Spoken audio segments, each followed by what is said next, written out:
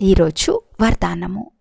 సేవ ద్వారా అనేక మంది ఆత్మల ఆశీర్వాదాలు ప్రాప్తి చేసుకుని సదా ముందుకు వెళ్ళే మహాదాని భవ.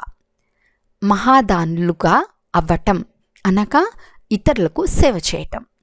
ఇతరులకు సేవ చేసినందున స్వయం యొక్క సేవ స్వతహాగానే అయిపోతుంది. మహాదానులుగా అవ్వటం అనగా స్వయాన్ని సంపన్నంగా చేసుకోవటం. ఆత్మలకు ఎంతగా సుఖం, శక్తి మరియు జ్ఞానాన్ని దానమిస్తారో అంతగానే ఆత్మల నుండి వెలువడే ప్రాప్తి యొక్క శబ్దం లేక వారి నుండి వెలువడే ధన్యవాదాలు మీకు ఆశీర్వాదాల రూపంగా అయిపోతాయి. ఈ ఆశీర్వాదాలే ముందుకు వెళ్ళేందుకు సాధనము.